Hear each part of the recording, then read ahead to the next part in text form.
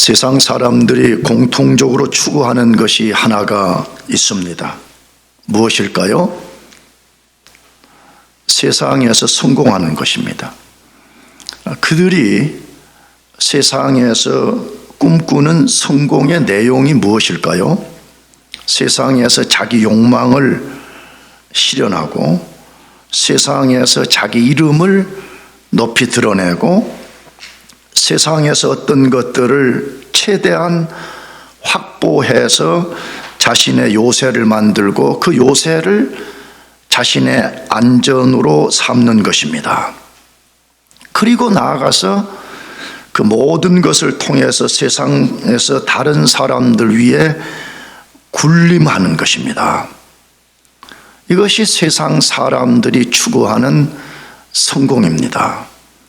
세상 사람들은 이런 성공을 실제로 이루지도 못할 뿐만 아니라 모두 그렇게 되기를 갈망하고 있다는 것을 아무도 부정하지 못할 것입니다. 그렇다면 그리스도인들은 어떨까요?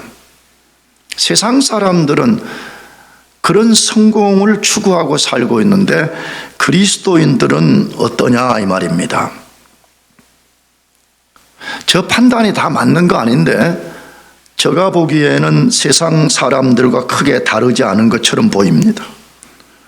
수많은 그리스도인들도 세상 사람들처럼 세상에서 성공하는 것을 인생의 제일된 목표로 삼고 있다고 생각합니다.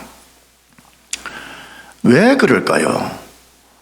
뒤에서 다루겠지만 분명히 세상 사람들이 추구하는 성공과 하나님이 말씀하는 성공은 분명히 다른 것입니다. 그런데 왜 수많은 그리스도인들이 세상 사람들이 추구하는 성공에 목말라 하고 세상 사람들처럼 쫓아가냐 하는 것입니다. 그 여러 가지 이유들이 있겠는데 그 중에 가장 큰 이유 중 하나는 저 같은 이 일부 목사들이 설교나 가르침을 통해서 세상 사람들처럼 살도록 부추기기 때문이라고 생각합니다. 그런 사람들은 그리스도인들이 세상에서 성공을 해야만 세상에서 선한 영향을 끼칠 수 있다라고 말합니다. 이것을 흔히 어떤 목사는 고지론이라 그렇게 불렀습니다. 그리스도인들은 높은 고지에 올라가야 된다. 그래야만이 선한 영향력을 끼칠 수 있다라고 말합니다. 그래서 그들이 말하는 것이 뭐냐? 큰 비전을 가지라는 것입니다. 잠언서의 말씀을 가져와서 꿈이 없는 백성은 망한다. 다시 말하면 비전이 없는 백성은 망하기 때문에 큰 비전을 세우고 그것을 성취하라고 말합니다. 그러나 그들이 부추기는 것이 정말 하나님의 뜻일까요? 정말 그렇게 말하는 것이 정말 하나님이 원하시는 것인가를 잘 생각해 보자는 것입니다. 나는 우리 교우들에게 진짜 진심으로 호소하는 게 예수 믿는 걸 말이에요. 세상 속된 말로 처삼촌 벌초하듯이 예수 믿는 거예요. 그냥 교회만 왔다 갔다 하는 거예요.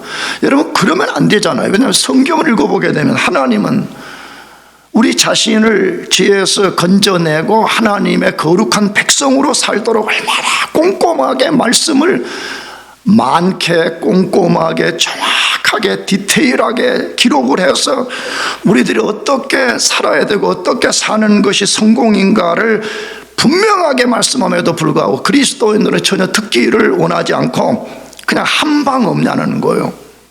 예수 믿고 뭐 세상 사람들이 말하는 대로 한 방에 대박 나는 그런 거 없냐?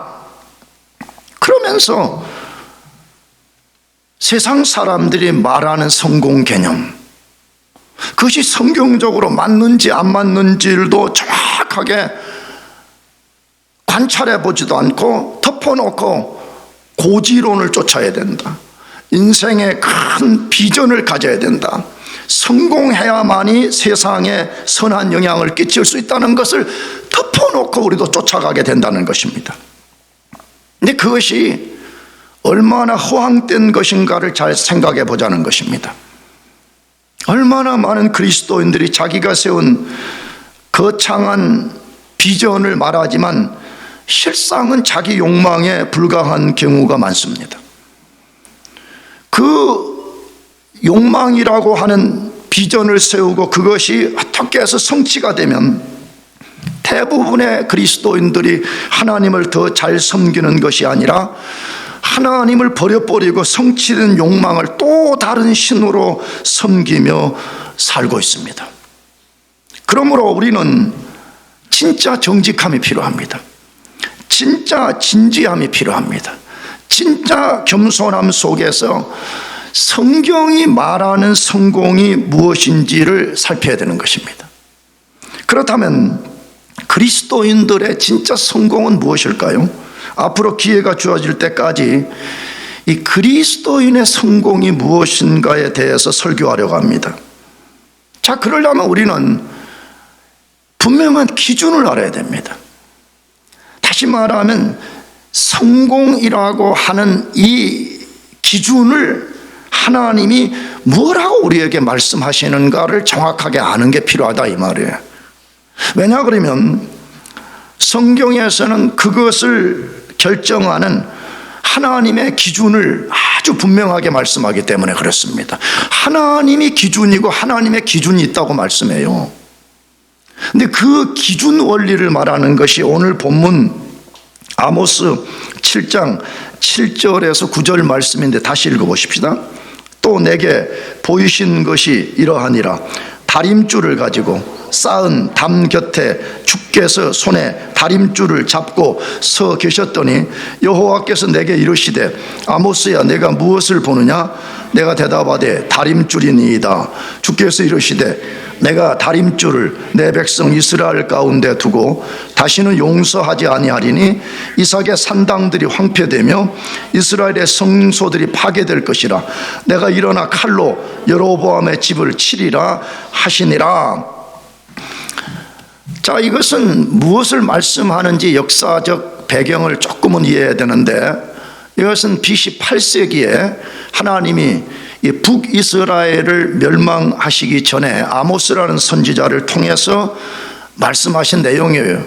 근데 그 말씀의 내용은 뭐예요? 내가 다림줄, 이 다림줄이라는 걸 알아야 되는데 우리 신문에 띄워줬어요. 이 다림줄은 실에다가 무거운 줄을 달아서 수평과 수직을 측정하는 고대의 건축기구였습니다. 사실은 고대도 아니에요. 내가 어렸을 때도 다 저런 도구들이 있었습니다. 현대 우리 그리스도인들에게 쉽게 좀 말한다면 수평기예요. 수평을 재는 것 아니면 수직을 정확하게 재는 것. 더 이게 여러분이 유용한 대로 하면 각도기 같은 거에 각도를 정확하게 재는 것을 말해요. 자, 근데 이 본문에서 하나님과 하나님의 말씀이 만물과 나라와 우리 모든 인생들을 측정하는 유일한 기준이 다림줄이 된다 그렇게 말하는 거예요. 그래서 고대 사람들이 벽을 쌓을 때에 다림줄을 띄운다 그래요. 다림줄을 저 그림처럼 딱 띄워서 튀쳐나온 부분은 무너뜨려 버리고 안쪽으로 잘못 쌓아진 거는 무너뜨리고 다시 바르게 쌓는 이 측정기구를 말하는 거죠. 그러므로 여기서 담이라는 것은 우리 인간의 행위를 지칭하는 거예요. 하나님은 다림줄이 되셔서 우리 인생의 모든 행위의 기준이 되는 거예요. 제대로 이게 쌓아졌느냐, 너 인생의 행위가 제대로 하나님께 바르냐 바르지 아니냐를 측정하고 있다는 것이에요. 그래서 만일에 이 다림줄에 근거해서 너 인생의 행위의 담이 올바르지 않다면 너는 무너질 것이라는 거예요.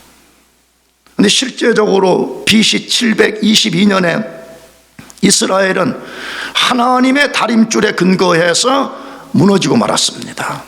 뭘 보여줘요?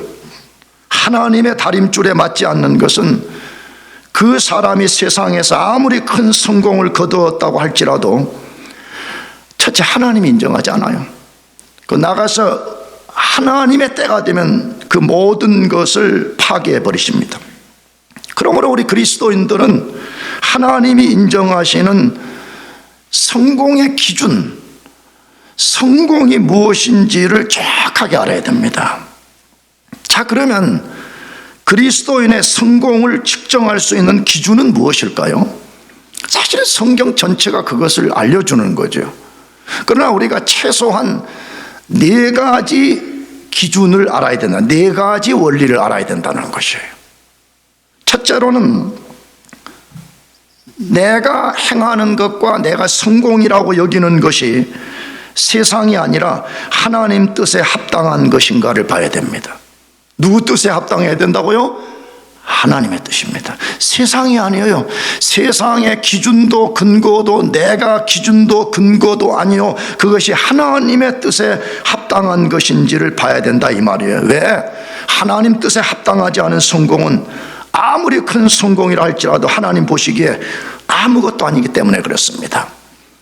성경을 보세요. 우리 그리스도인들은 성경만이 믿음과 삶의 정확무한 말씀으로 여기잖아요. 그런데 성경의 기록을 들여다보면 인류 역사의 성공자라고 하는 사람들을 무엇이라고 평가하는가를 보면 알 수 있다 이 말이에요. 여러분들이 성경을 읽어보셨는지 모르겠지만 성경에는 세상의 성공자는 단 한 사람도 그들의 프로필과 그들의 행위를 기록해 놓은 것이 단 한 것도 없습니다. 왜 그랬을까요? 한번 잘 생각해 봐요. 만물을 주관하시는 하나님이, 내가 하나님이라면 나는 이랬을 것 같아.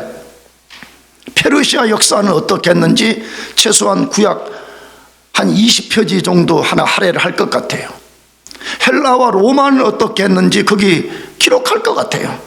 나가서 한 페이지 더 만들어가지고 페르시아의 바벨론 느부갓네살은 어떤 사람이고, 헬라의 알렉산더는 어떤 사람이고, 로마의 황제들은 어떤 사람인지 거기 쫙 기록을 할 것 같아. 그렇잖아요. 그런데 그런 사람들은 단 한 페이지도 거기에 기록하지 않습니다. 그렇다면 하나님의 뜻이 무엇인가를 우리가 알아차려야 되잖아요. 그럼에도 불구하고 우리가 계속해서 아무 생각 없이 세상 사람들이 추구하는 그 방식을 쫓아간다. 내가 볼 때 그런 사람들은 언젠가 인생을 낭비해 버렸다는 것을 깨닫는 날이 올 것입니다. 두 번째로, 그 성공을 통해서 그것이 자신을 높이는 것인지 아니면 만물의 주 되신 하나님께 영광을 돌릴 것인지를 잘 살펴봐야 됩니다. 여러분들이 혹시 작은 성공이든 큰 성공이든지 간에 나는 이 성공을 통해서 나에게 영광을 돌리고 있는가, 아니면 진짜 내 인생의 주이신 하나님께 영광을 돌리고 있는가를 잘 점검해 볼 필요가 있습니다. 세 번째로, 일시적인 것, 세상에서 잠깐 찰나에 불과한 일시적인 것을 추구하는 것인가, 아니면 나의 성공이 영원한 것과 관계가 있는가를 점검해 봐야 되는 것입니다. 마지막 네 번째는, 그리스도의 심판날에 내 행위의 모든 것이 무익한 것으로 드러날 것인가, 아니면 하나님이 인정하는 선한 것으로 드러날 것인가를 분명하게 점검해야 됩니다. 왜 그렇습니까? 이따가 뒤에 다루겠지만 하나님은 우리 모든 사람을 마지막 날 그리스도의 심판대 앞에 세워서 그가 이 세상에서 행한 모든 일들을 심판하는데, 그것이 만일에 하나님이 인정하지 않는 것이면 다 무익한 것이고 정확하게는 악한 것으로 판명될 것이라고 말씀하기 때문에 그렇습니다. 왜 우리가 이 4가지 기준의 근거에서 성공을 확인해야 된다고요? 성공에 대해서 착각하지 않아야 되기 때문에 그렇습니다. 만일 어떤 사람이 세상에서 성공했다고 생각하지만 최후 심판날에 그렇지 않은 것으로 판명이 될 수 있기 때문에 그렇습니다. 나는 내가 좋아하는 기독교에 좋아하는 그 몇 사람들이 있어요. 그런 사람들이 하나님의 교회를 설교할 때, 그 중에 대표적으로 마틴 노이드 존스와 A.W. 토저인데, 이 두 사람의 공통점, 분명히 다른 나라에서 목회를 했어요. 마틴 노이드 존스는 영국에서 했고, 토저는 시카고에서 목회를 했는데 얼마나 많은 비난을 받았는지 몰라요. 로이드 존스가 비난을 받은 것 중에 하나는 뭐였었냐 그러면 설교가 너무 길고 너무 어렵다는 것이에요. 그리고 너무 성경을 자세하게 강의한다는 것이에요. 그래서 성도들 대부분 교회를 방문했던 사람들이 불평을 털어놓기 시작하는 거예요. 근데 로이드 존스의 자기 고백이 뭐였었냐 그러면 내가 그렇게 하지 않을 수 없는 이유 중에 하나는 내가 언젠가 그리스도의 심판대 앞에 설 것인데 그 날에 나에게 강단에서 내가 행한 모든 것을 그리스도가 묻고 심판할 것이기 때문에 나에게 주어진 특권이라는 것은 내 마음대로 이것은 설교하고 저것은 설교하지 않을 수 있는 권한이 없기 때문이라 그렇게 말하는 것이에요. 그리스도의 심판날이 두려웠기 때문에 처삼촌 벌초하듯이 산 것이 아니에요. 그냥 이름뿐인 그리스도인, 명목상의 그리스도인으로 살지 않기를 몸부림쳤던 것이에요. 근데 얼마나 많은 사람들이 착각한단 말이에요. 그냥 내가 내 일에 열심을 내고 내가 세상에서 성공하면 하나님도 나의 성공을 인정해 줄 거라고 착각한다 이 말이에요. 근데 그런 착각을 해서는 절대로 안 된다는 것을 성경 대표적으로 두 곳에서 말씀하는데, 하나는 마태복음 25장 41절 이하고 하나는 고린도전서 13장 10절 이하 말씀인데, 먼저 마태복음 25장 41절 46절을 같이 읽어보겠습니다. 시작. 또 왼편에 있는 자들에게 이르시되 저주를 받은 자들아, 마귀와 그 사자들을 위하여 예비된 영원한 불에 들어가라. 내가 줄일 때 너희가 먹을 것을 주지 아니하였고, 목마를 때 마시게 하지 아니하였고, 나그네 되었을 때 영접하지 아니하였고, 헐벗었을 때 옷 입히지 아니하였고, 병들었을 때와 옥에 갇혔을 때 돌보지 아니하였느니라 하시니, 그들도 대답하여 이르되 주여, 우리가 어느 때 주께서 줄이신 것이나 목마르신 것이나 나그네 되신 것이나 헐벗으신 것이나 병드신 것이나 옥에 갇히신 것을 보고 공양하지 아니하더이까. 이에 임금이 대답하여 이르시되 내가 진실로 너희에게 이르노니 이 지극히 작은 자 하나에게 하지 아니한 것이 곧 내게 하지 아니한 것이니라 하시니니, 그들은 영벌에 의인들은 영생에 들어가리라 하시니라. 아멘. 이거 무슨 말씀을 기록해 놓은 거죠? 예수님이 이 땅에 계시면서 최후 심판에 어떤 일이 벌어질 것인지를 미리 말씀한 거죠. 그래서 그 앞부분은 천국 들어가는 사람들에 대한 심판을 다룬 것이고, 방금 읽은 것은 왼편에 있는 지옥 들어가는 사람들에 대한 것을 기록해 놓은 거예요. 그런데 그 왕이신 예수님이 왼편에 있는 흔히 말해 염소라고 비유된 그들에게 너희들은 다 지옥에 들어가라 선언했어요. 그때 그 선언을 받은 사람들이 예수님께 항거한 거죠. 뭐라고? 한마디로 말하면, 예수님, 우리가 이 땅에 있는 동안에 우리도 할 도리를 다 하지 않았습니까? 언제 우리가 병든 자, 가난한 자 보고 우리가 지나친 적이 있습니까? 우리도 마땅히 세상에서 성공한 사람이고 우리도 마땅히 천국 들어갈 자격이 있습니다. 이렇게 말하는 거예요. 근데 예수님은 아니라고 단호하게 말씀한 거죠. 그 이유를 거기에 분명하게 밝혔습니다. 근데 다른 말로 뭐죠? 너희들은 착각했다는 거예요. 뭐 했다고요? 착각. 아, 나는 잘 살았어. 나는 그리스도 심판대 앞에 섰을 때 그리스도께서 너는 성공했노라는 칭찬을 받을 거라고 그 앞에 섰는데, 칭찬은 고사하고 너희들은 지옥에 떨어져야 된다라고 말씀했기 때문이라는 거예요. 여러분, 예수 믿는 궁극적 목표는 우리가 오늘 행복하고 내일 불행해지는 거, 그런 거 아니잖아요. 오늘 잘하다가 내일 엉망으로 사는 거, 그런 거 아니잖아요. 무슨 모태신앙 때 잘했다가 지금은 엉망으로 살고 그런 거 아니잖아요. 다시, 예수 믿는 것은 한 방의 문제가 아니에요. 몇 방의 문제가 아니라고? 한 방, 그런 건 없어요. 속지 말아요. 얼마나 부단하게 우리가 좁은 문으로 들어가고 그 다음에도 역시 좁은 문, 좁은 길로서 계속해서 그리스도를 따라야 된다고 성경이 말씀하는데, 왜 우리는 그 말씀들을 진지하게 받아들이지 않는 거죠? 오히려 이렇게 말하지 않아요? 목사님의 설교는 너무 레디칼해요. 목사님은 너무 비성경적이 혹시 그런 사람들이 있어요? 내가 말하잖아요. 그런 사람들은 여기 있는 목사가 비성경적인 것인지 여러분의 신앙관이 비성경적인 것인지 성경에 정확하게 구분해보라는, 나는 사실 요즘 개인적으로 깊은 고뇌가 그거예요.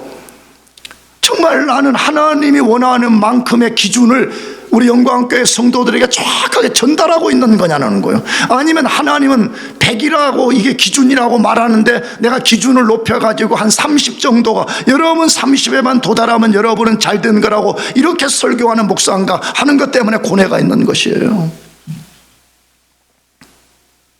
얼마나 많은 사람들이 난 잘 살고 있다, 나는 성공자다, 나는 그리스도의 심판날 앞에 성공자라는 칭찬을 받을 것이라는 착각을 하고 있다는 거예요. 물론 착각이 아니고 진짜 그렇게 살기를 축복합니다. 아멘. 그렇게 산다 그러면 진짜 좋은 거죠. 그러나 착각한다 그러면 그런 사람만큼 인생을 낭비해버린 사람이 어디 있겠습니까? 또 하나의 성경, 고린도전서 3장 10절에서 15절 말씀이에요. 고린도전서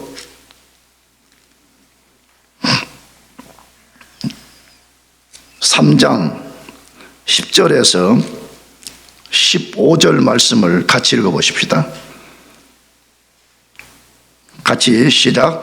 내게 주신 하나님의 은혜를 따라 내가 지혜로운 건축자와 같이 터를 닦아두매 다른 이가 그 위에 세우나 그러나 각각 어떻게 그 위에 세울까를 조심할지니라. 이 닦아둔 것 외에 능히 다른 터를 닦아둘 자가 없으니 이 터는 곧 예수 그리스도라.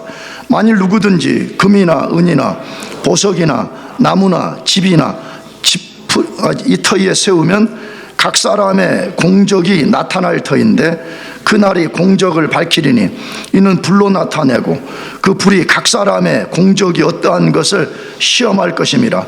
만일 누구든지 그 위에 세운 공적이 그대로 있으면 상을 받고 누구든지 그 공적이 불타면 해를 받으리니 그러나 자신은 구원을 받되 불 가운데서 받은 것 같으리라. 아멘.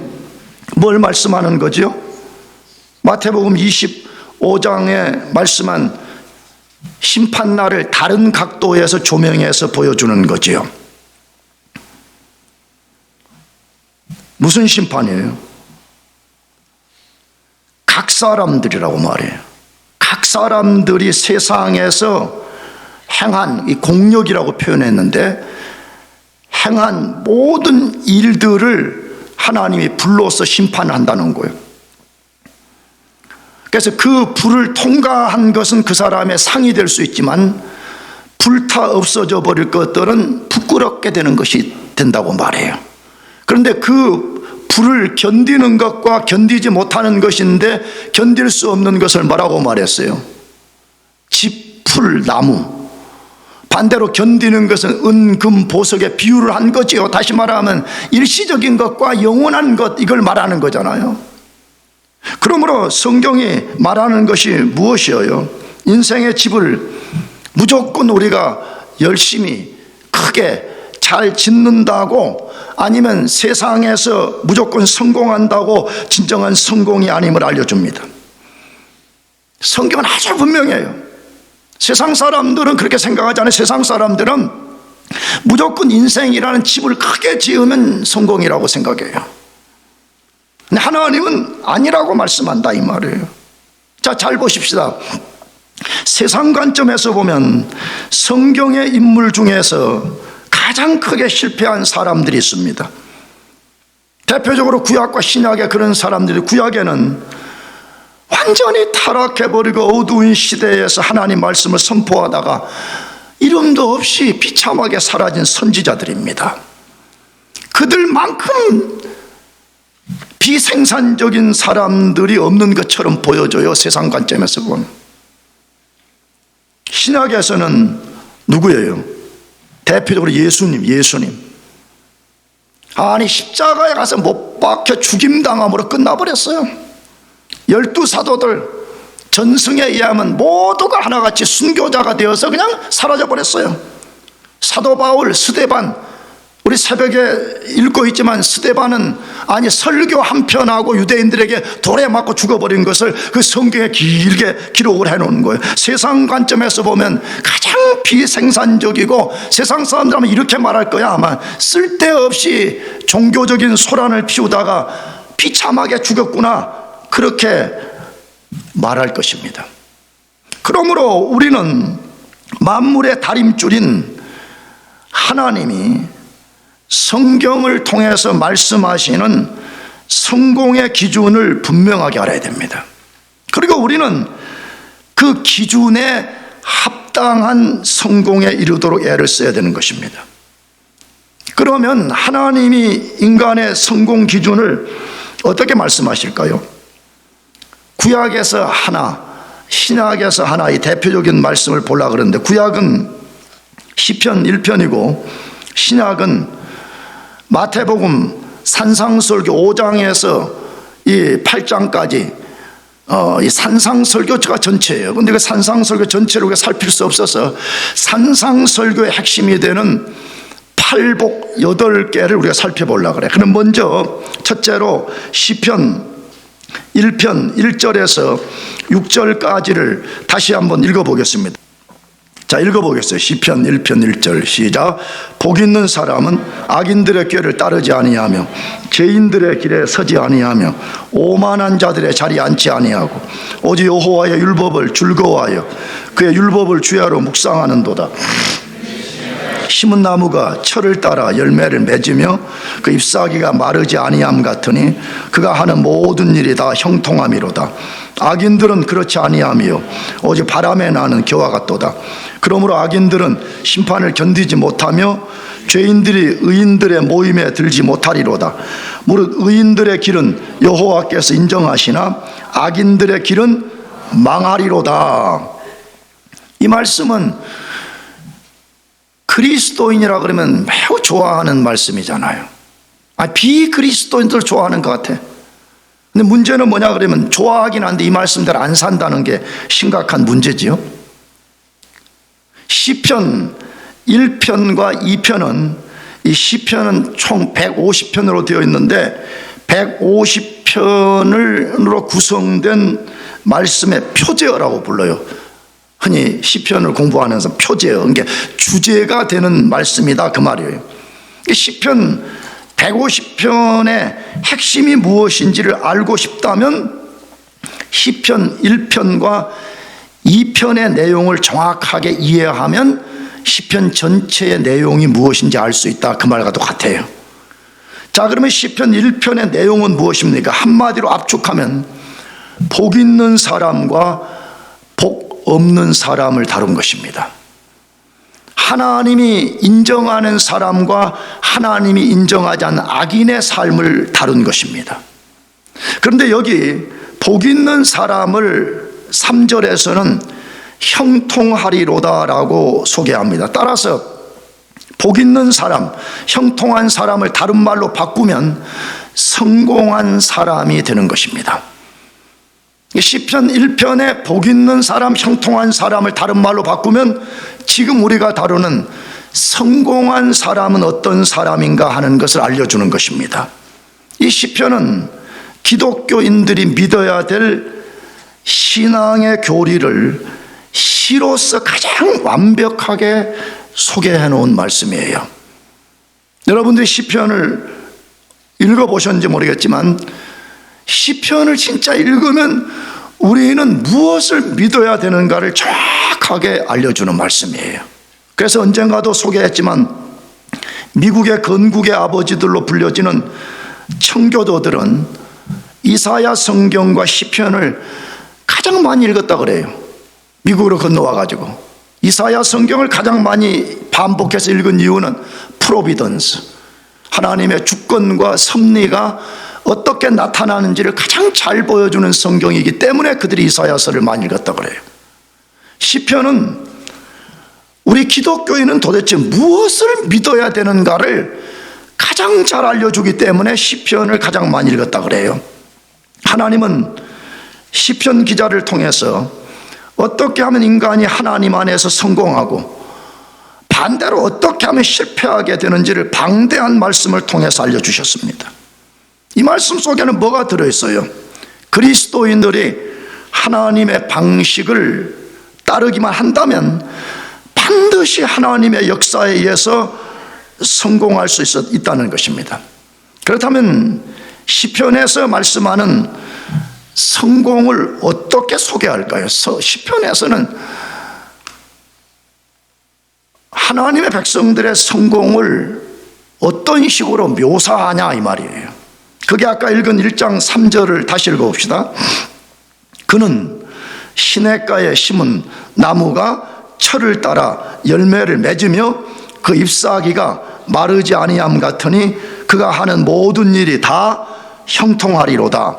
자, 그리스도인의 성공을 뭐에다가 묘사했어요? 시냇가에 심은 나무에 비유를 했습니다. 시냇가에 심은 나무의 특성은 뭐예요? 이스라엘, 팔레스틴 같이 비가 거의 없는 나라에서 아무리 가물어도 시냇가에 심겨진 나무는 절대 메마르지도 않고 그는 잎이 청청하고 때마다 풍성한 열매를 맺는다는 것입니다. 이처럼 하나님의 방식을 따르는 사람들은 인생의 어떤 가뭄과 시련이 찾아올지라도 하나님의 때를 쫓아서 과실을 맺게 되고 그 잎사귀가 번성하는 것처럼 풍요로워질 것이고 그 행사가 다 형통하게 된다고 말합니다. 왜 그렇다고요? 나무가 뿌리를 시냇가에 내렸기 때문입니다. 마찬가지로 그리스도인의 진정한 성공의 비결은 나무의 뿌리를 시냇가에 내렸듯이 그 사람의 존재의 뿌리를 하나님께 둘 때만 가능한 것입니다. 잘 생각해 보세요. 다시 예수 믿는 것을 덤벙하니 그냥 교회 다니다 보면 어느 날 한 방에 축복이 임하겠지. 내가 볼 때는 그냥 죽을 때까지 축복을 받을 수 없어요.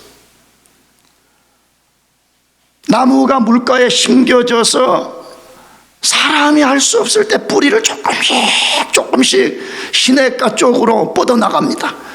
그렇게 해서 그 나무 뿌리를 시냇가에 완전히 두어서 어떤 가뭄이 와도 그 마르지 않는 시냇가에 물을 공급받아서 풍성하게 성장하듯이 그리스도인들이 자기 존재의 뿌리를 하나님께 둬야 된다는 거예요. 세상에 두면 안 되는 거예요. 자기 자신에 두면 안 되는 거예요. 자기 경험에 두면 안 되는 거예요. 자기 지혜에 두면 안 되는 거예요. 여러분이 갖고 있는 세상의 포지션에다가 두는 사람들은 인생에 시련이 찾아오면 금방 말라지고 망하게 마는 것입니다. 자, 그렇다면 존재의 뿌리를 하나님께 두는 비결은 어디에 있어요? 우리 존재의 뿌리를 어떻게 우리가 보이지 않는 하나님께 둘 수 있냐 이 말이에요. 그것을 오늘 본문 1절 2절에서 말씀하는데 다시 읽어봅시다. 시편 1편 1절과 2절 같이 시작. 복 있는 사람은 악인들의 꾀를 따르지 아니하며 죄인들의 길에 서지 아니하며 오만한 자들의 자리에 앉지 아니하고 오직 여호와의 율법을 즐거워하여 그의 율법을 주야로 묵상하는도다. 존재의 뿌리를 하나님께 두는 방식이 두 가지라고 말하죠. 하나는 부정적인 것, 하지 말아야 될 것. 그 다음에 긍정적인 것, 반드시 해야 될 것을 소개했습니다. 너무 분명합니다. 하나님의 말씀은요 흐리멍텅하지 않아요. 우리가 너무 명료한 말씀을 안 들으려고 그러니까 그러지 하나님 말씀은 정확합니다. 너희가 진짜 존재의 뿌리를 하나님이 나에게 두고 하나님이 인정하는 성공을 하고 싶냐? 그렇다면 두 가지 방식을 따르라는 게, 하나는 하지 말 것이 있다고 말해. 여러분, 하지 말아야 되는 것은 뭐예요? 악인의 꾀를 쫓지 않고 죄인의 길에 서지 않고 오만한 자의 자리에 앉지 않는 것입니다. 이것은 한마디로 하나님 없는 사람들의 정신, 가치관, 세계관, 삶의 방식을 따르는 것을 말하는 거예요. 자, 근데 여러분 관찰했어요? 여기에는 악인들의 발전이 있다는 거예요. 무슨 발전이 있어요? 처음에는 악인의 꾀를 쫓아요. 처음에는 악인들이 어떻게 살지? 악인들하고 상담해. 악인들, 야, 너희들은 어떻게 그렇게 세상에서 성공했냐라고 악인들의 방식을 주고받아요, 우리가. 그 다음 스텝이 뭐라고 말해요? 죄인의 길에 서는 거예요. 하나님 없는 사람들의 삶의 방식을 얻어와서 그들이 살아가는 길을 따라가는 거예요. 그리고 마지막 세 번째 뭐라고 말했어요? 오만한 자의 자리에 앉아버려요. 하나님이 없는 사람들의 삶의 방식이 고착된 그의 삶의 방식이 되어버리는 거예요. 그런 사람에게는 세상이 주는 성공은 얻을 수 있는지 몰라도 하나님이 주시는 성공을 절대 얻을 수가 없어요. 그러면 그리스도인들이 적극적으로 따라야 되는 방식은 뭐라고 말씀해서 2절 다시 오직이라고 말해요. 뭐라고요? 오직, only way, 이 길밖에 없다 그 말이죠. 여호와의 율법을 즐거워하여 그의 율법을 주야로 묵상하는도다라고 말하고 있습니다. 왜 그리스도인들이 하나님의 율법을 즐거워하고 그 율법을 주야로 묵상하고 살아가는 것이에요? 느헤미야에서 보게 되면 율법이라는 것을 생명을 얻는 것이라 그렇게 되어 있어요. 우리에게 진짜 생명을 가져다 주는 것은 하나님의 말씀밖에 없다는 거예요. 그래서 하나님의 말씀을 주야로 묵상해요. 왜? 뭐 때문에? 그 말씀이 자기 자신을 지배하도록 하는 거예요. 자기 자신이 하나님의 말씀에 지배된 삶을 살게 하는데 목표가 있는 것이에요. 다른 말로 하게 되면 하나님의 방식으로만 살려고 이 말씀을 묵상하고 사는 거예요. 나는 우리 영광교회 교우들에게 호소해요. 여기 와서 예배 멋지게 드려.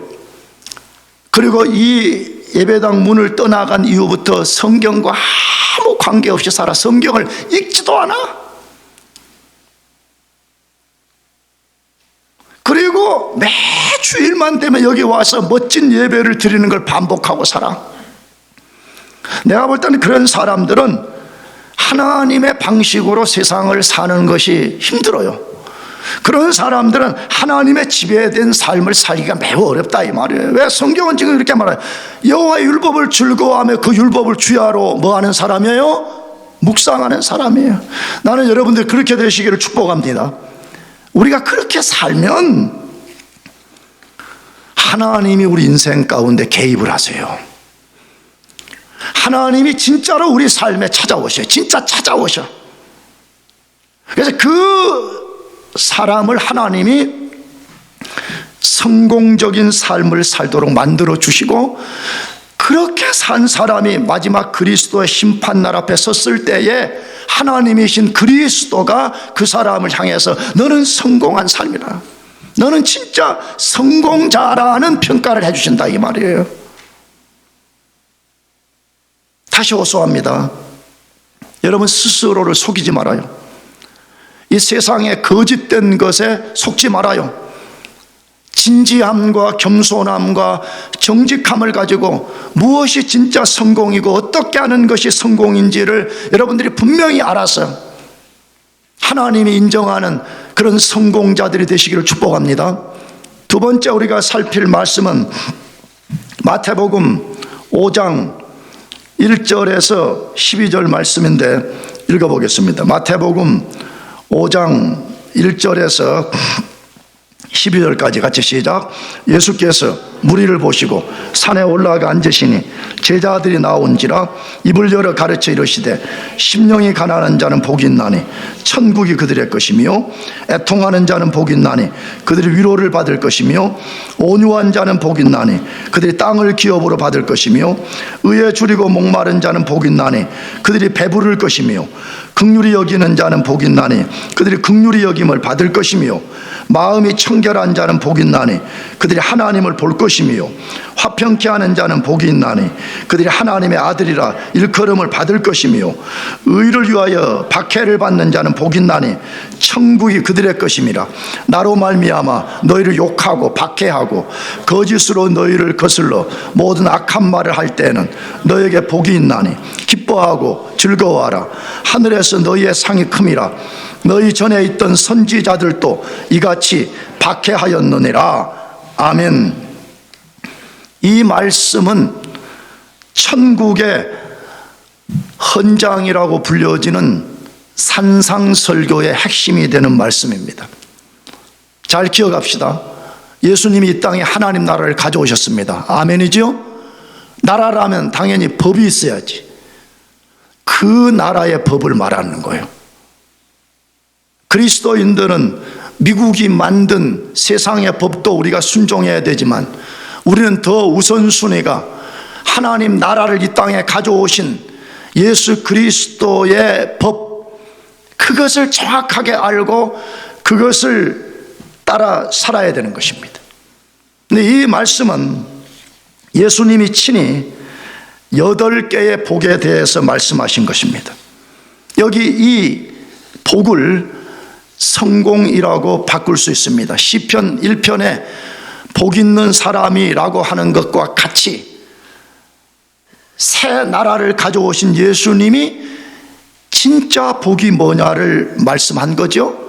그러므로 이 복을 성공이라고 바꾸면서 어떤 사람이 하나님 나라에서 성공할 수 있는 건지, 어떤 사람이 진짜 하나님 나라에서 진정한 성공자인지를 알려주고 있습니다.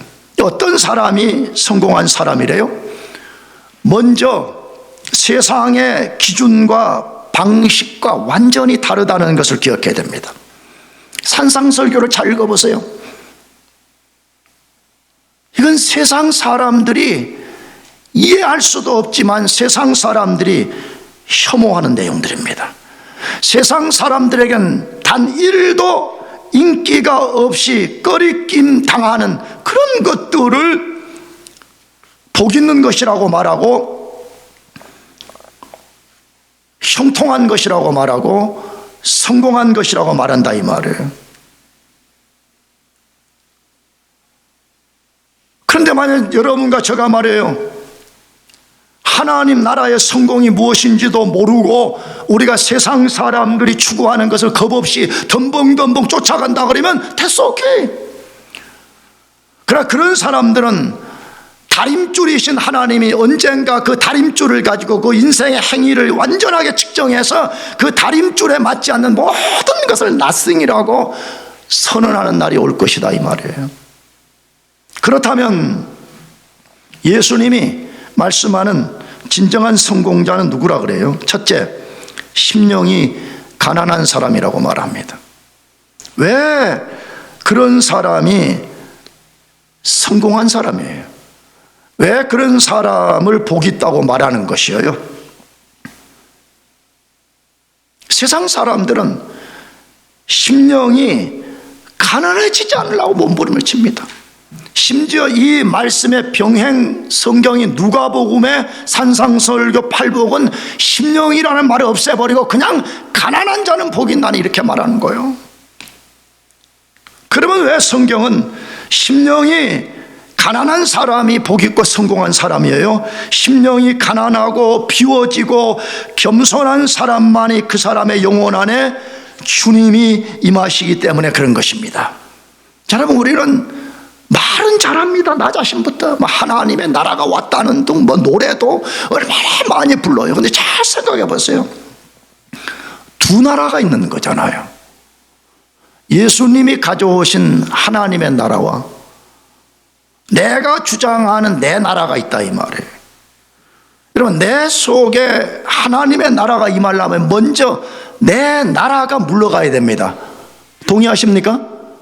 여러분이 사느냐 안 사느냐는 두 번째고, 다시 여러분, 두 나라가 있는 게 분명하지 않아요? 예수가 가져오신 하나님의 나라가 있고 내가 왕된 내 나라가 있다 이 말이에요. 근데 내 속에 그 하나님의 나라가 들어오려면 먼저 내 속에 무슨 나라가 떠나야 돼요? 내 나라가 떠날 때만이 하나님의 나라가 내 속에 임한다 이 말이에요. 그래서 예수님이 심령이 가난한 사람이 진짜 성공한 사람이라 그렇게 말해요. 두 번째는 애통하는 사람이라고 말합니다. 애통하는 것이 복 있는 것이고 애통하는 것이 곧 성공이라고 말합니다. 여러분, 세상 기준과 너무 다르잖아요. 세상 사람들은 어떻게 하면 애통하지 않으려고 몸부림을 치고 애통하는 일을 만나지 않으려고 모든 것을 공교하게 만들어가고 있잖아요. 그런데 성경은 애통하는 사람이 복 있는 사람이라고 말한다. 왜 애통하는 사람이 복 있는 거요? 그 애통은 죄에 대한 애통이기 때문에 그렇습니다. 죄 때문에 내 존재가 완전히 파산이 나버렸고 하나님과의 관계가 완전히 깨졌다는 것을 알기 때문에 그 죄에 대해서 깊이 애통하고 그 죄로부터 자기 자신이 완전히 돌아서서 하나님께로 돌아가기 때문에 그런 사람을 복 있는 사람이고 그런 사람이 진짜 성공한 사람이라고 말씀합니다. 세 번째로 온유한 사람입니다. 문자적으로 온유한 것을 나타내기도 하는 단어가 틀림없습니다. 그러나 여기 온유라는 말은 하나님의 말씀에 온전히 순종하는 사람을 가리킵니다. 모든 인간은요, 너나 할 것 없이 죄 때문에 꼭 길들여지지 않은 짐승처럼 삽니다. 그러나 예수 믿고 성령에 지배되고 말씀에 지배된다는 말은 무슨 말이에요? 나는 더 이상 길들여지지 않은 낙이나 노새처럼 살지 않고 하나님의 말씀에 순종하고 길들여진 짐승, 길들여져서 주인이 이리 가라면 이리 가고 저리 가라면 저리 가라고 멈추라고 하면 멈추고 가라고 하면 가는 그런 사람처럼 순종하여 사는 사람이기 때문에 그런 사람을 복 있다고 말하는 것이에요. 네 번째, 의에 줄이고 목마른 사람입니다. 의에 줄이고 목마른 사람이 진짜 성공자라고 말해요. 무슨 말이에요? 하나님과 더 친밀해지고 그분으로 충만해지기를 갈망하는 사람을 말해요. 내가 보기에는 이런 사람이 성공자예요. 세상 사람들과 현대 교회는 이런 사람에게 별로 주목하지 않아요. 현대와 현대 그리스도인들은요, 교회에서요, 지위가 좀 있는 사람들, 뭐 그런 대로 세상에서 괜찮은 사람들에게 주목하지, 의에 줄이고 목말라서 목말라하고 애통하고 이런 사람들 보면요, 광신자야, 비정상적이야. 꼭 예수를 저런 식으로 믿어야 돼, 이렇게 말한다 이 말이에요. 그런데 우리의 다림줄이신 예수 그리스도가 말씀하시기를 누가 진짜 복이 있고 누가 진짜 성공자냐고 말할 때 의에 줄이고 목마른 사람이라고 말하는 것이에요. 나는 진짜 우리 영광교회 교인들 모두가 그렇게 되기를 축복합니다. 어떻게 하면 하나님과 더 가까워질 수 있는가 말이에요. 어떻게 하면 하나님을 내가 이제 체험적으로 알 수 있냐 이 말이에요. 그냥 이론적으로 수많이 들었던 이론적인 하나님에 관해서 아는 그리스도인이 아니라 나는 하나님을 인격적으로 경험하는 거예요. 인격적으로 체험하는 거예요. 그분의 살아계심을 진짜로 내 온 존재로 경험하는 것 때문에 목말라는 것이에요. 다섯 번째로는 긍휼히 여기는 사람입니다. 다른 사람을 불쌍히 여기는 사람이에요. 왜 이런 사람이 성공한 사람이에요? 먼저 그런 사람들은 자기가 어떻게 하나님 앞에 구원을 받았는지 아는 사람이에요. 왜 그래요? 우리 모든 인간은 자기의 선한 행실을 통해서 구원받은 것이 아니라 하나님의 불쌍히 여겨주심 때문에 구원을 받은 거잖아요. 그래서 내가 죄 용서를 받았다는 것을 알기 때문에 또 다른 사람이 어떤 죄를 범했을 때도 나는 그를 긍휼히 여기는 마음을 가지고 대한다는 것이에요.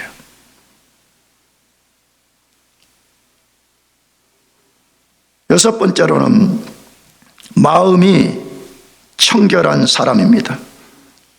그런 사람들은 하나님처럼 거룩해져 가며 자기 영으로 하나님을 보기 때문에 복 있는 것입니다. 사랑하는 우리 젊은이들, 내가 여러분 사랑해서 하는 말이에요. 우리 인생의 가장 중요한 것은 마음입니다. 믿습니까? 마음을 잘 지키라고 잠언서에 말하잖아요. 근데 왜 여러분들은 여러분 마음을 그렇게 함부도록 더럽혀 버리죠?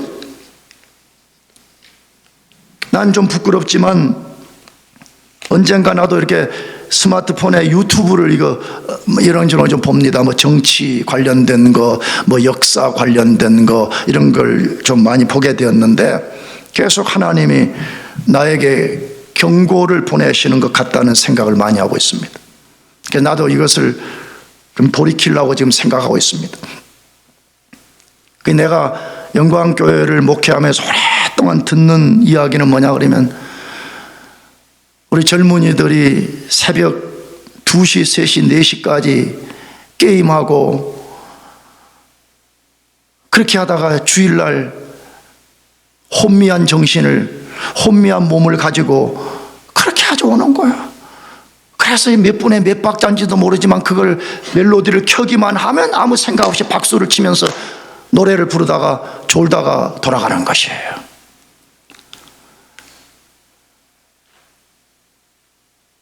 왜 여러분들은 여러분 하나님이 주신 가장 고귀한 지성소인 여러분의 마음을 온갖 더러운 것들로 짓밟아 버리고 더러운 것들로 더럽히면서 주일 예배 한번 드리고 나면 양심의 가책을 짓누르면서 내가 하나님께 할 것을 다 했노라라고 그렇게 살고 있죠? 성경은 단호합니다. 그런 사람은 세상에서 아무리 큰 업적을 이루었다 할지라도 성공자가 아니라고 말합니다. 성경은 뭐라고요? 마음이 뭐한 사람이? 청결한 사람이 복 있다고 말씀해요. 7번째, 화평케 하는 사람이라고 말합니다. 왜 이런 사람이 화평한 사람이에요? 예수님이 자기 자신과 하나님 사이에 화목제물이 되셔서 모든 적대관계를 청산해 주시고 새로운 미션을 준 거예요. 너도 나와 같이 다른 사람들이 하나님과 적대관계를 해소하는 데 사용되는 화목의 사신이 되라고 말씀한 대로 살기 때문에 그런 사람을 성공자라고 말하는 거예요. 마지막 8번째, 의를 위하여 핍박을 받는 사람입니다. 하나님이 옳다고 인정하는 그 일을 성취하기 위해서 핍박을 받는 거예요. 고난을 받는 거예요. 희생을 감수하는 거예요. 나는 몇 주 전에도 그런 말씀을 드렸어요. 우리 교인들 모두가 의를 위해서 핍박을 받으면 제일 좋겠어요. 그러나 통상적으로는 그렇게 되질 않아요. 모든 교회가, 우리 교회뿐만 아니고. 나는 우리 영광교회에서 단 몇 사람만이라도, 아니 단 2사람이라도, 아니 단 1사람이라도 의를 위하여서 핍박을 받는 사람이 나오면 좋겠어요. 나는 하나님이 옳다고 하는 그 일을 위해서 나는 살겠노라. 하나님과 나는 바른 관계 속에 더 깊이 들어가기 위해서 나는 어떤 핍박과 희생도 감당하겠노라. 그러면 분명히 그런 사람들은 우리 교인들로부터 핍박을 받을 것입니다. 세상으로부터 미친 인간이라고 비난을 받을 것입니다. 그러나 그런 사람은 겁먹을 것이 없습니다. 하나님이 인정합니다. 하나님이 성공자라고 인쳐주시고 마지막 날 하나님이 성공자라고 선언하실 것입니다. 사랑하는 교우 여러분들, 나는 내가 섬기는 예수 그리스도를 나의 증인으로 삼고 나의 양심을 걸고 말씀을 드립니다. 거짓에 속아서는 안 됩니다. 말도 되지도 않는, 그게 뭔지도 모르면서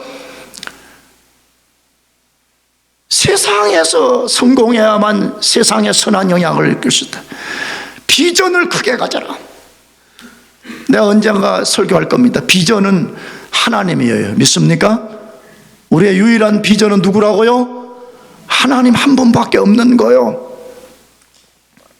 괜히 거짓된 비전 이론에 빠져가지고 자기를 속이다가 마지막 심판날에 인생이 무익함으로 드러나고 인생이 실패한 것으로 드러난다 그러면 얼마나 불행하겠어요. 여러분 인생의 모든 것은요, 여러분 자신이 판단자도 아니에요. 세상이 판단자도 아니에요. 만물의 다림줄이신 하나님 그분이 우리 인생의 모든 것을 측량하시고 그 기준에 합당할 때만이 하나님이 성공자라고 선언해 주실 것입니다. 그러므로 진짜 성공이 무엇인가? 이걸 진지하게 좀 생각하고 진지하게 하나님이 말씀하는 성공, 그것을 추구하며 살아가시기를 주의 이름으로 축복합니다. 기도하겠습니다.